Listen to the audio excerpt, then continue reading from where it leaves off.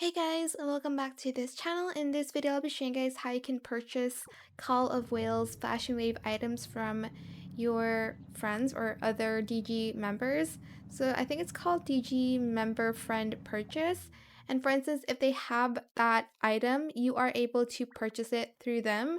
But I think you can only do this a few times a week.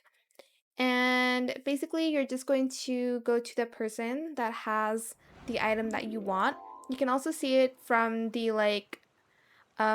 menu in the purchasing area of the items.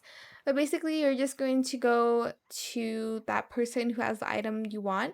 Make sure you do bring food because um it takes up 30 of their energy. And so you're just going to see that there is like a little button here.